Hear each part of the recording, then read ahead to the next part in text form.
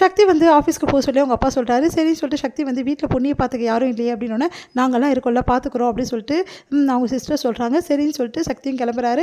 அடுத்து பொண்ணுக்கு நிறைய அட்வைஸ் கொடுத்துட்டு போகிறாரு. மாத்திரைலாம் கரெக்டாக போடணும், நான் அப்பப்போ செக் பண்ணுவேன், அப்பப்போ ஃபோன் பண்ணுவேன் அப்படி சொல்லிட்டு போகிறாரு. சரி நான் பார்த்துக்கிறேன், நீங்கள் கிளம்புங்க சக்தி அப்படின்னு சொல்லிட்டு பொண்ணை அனுப்பிச்சி வைக்கிறாங்க. ரொம்ப தான் ஓவராக போகிறானே இவன் அப்படின்னு சொல்லிட்டு உஷாவோட கேங்கும் டென்ஷன் ஆயிடுறாங்க. அடுத்து வந்து இங்கே வந்து வேலைக்கு போகிற சக்திக்கு வந்து டைமே ஓடல. என்னது இது பொண்ணி வந்து சாப்பிட்டாலும் தெரியலையே, மாத்திரை போட்டாலும் தெரியலையே சொல்லிட்டு ஃபோன் பண்ணினே இருக்காரு. இதை பார்க்குற பிரீத்தி வந்து செமையாக கடுப்பாயிடுறாங்க.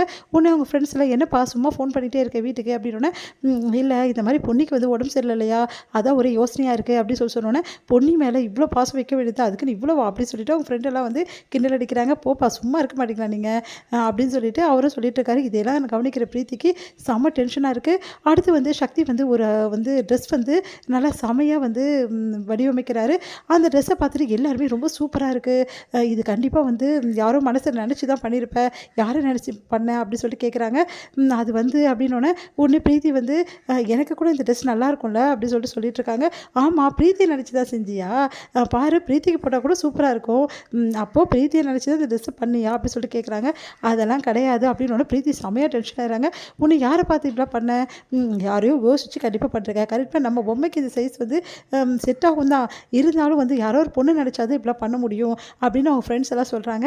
வேறு யார் நம்ம பொண்ணி நினச்சி தான் பண்ணேன், என்னப்பா இந்த அளவா அப்படின்னோடனே, அதெல்லாம் ஒன்றும் இல்லை, போன வாட்டி பொண்ணிக்கு வந்து ஒரு ட்ரெஸ் கொடுத்தேன்ல, அந்த ட்ரெஸ்ஸை போட்டு வந்தா சூப்பராக இருந்தது, அந்த ட்ரெஸ்ஸு அது வந்து செமையாக இருந்தது அவளுக்கு, அதே மாதிரி இந்த ட்ரெஸ்ஸையும் போட்டு பார்த்தா எப்படி இருக்குன்னு பார்க்கணும், அந்த ட்ரெஸ் வந்து நல்லா ரீச் ஆகுச்சு எல்லாருக்கிட்டையுமே கஸ்டமர் கிட்ட, அதே மாதிரி இந்த ட்ரெஸ்ஸும் வந்து நல்லா ரீச் ஆகும், அதனால தான் இதை வடிவமைச்சிருக்கேன், எப்படி இருக்குது அப்படின்னோடனே, ரொம்ப சூப்பராக இருக்குது, நீ எடுத்துகிட்டு போய் பொண்ணிக்கு போட்டு பாரு, உண்மையிலே ரொம்ப நல்லா இருப்பாங்க, ஏற்கனவே அவங்க நல்லா தானே இருப்பாங்க அப்படின்னு சொல்லிட்டு அவங்க ஃப்ரெண்ட்ஸ் எல்லாம் சொல்கிறாங்க.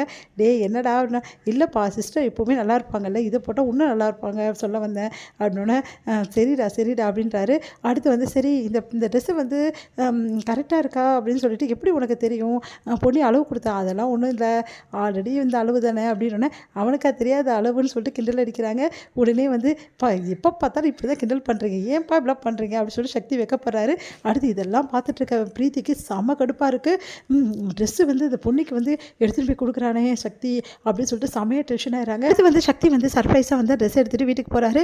வீட்டுக்கு போனாலும் எல்லாருக்கிட்டையுமே வந்து பார்த்துட்டு வந்து அப்படியே ட்ரெஸ்ஸை மறைச்சி வைக்கிறாரு. என்ன சக்தி ஏதோ மறைச்சி எடுத்து, அதெல்லாம் ஒன்றும் இல்லைன்னு சொல்லிட்டு என்ன பண்ணுறாரு, நேராக வந்து பொண்ணு எங்கே அப்படின்னு சொல்லிட்டு கேட்குறாரு.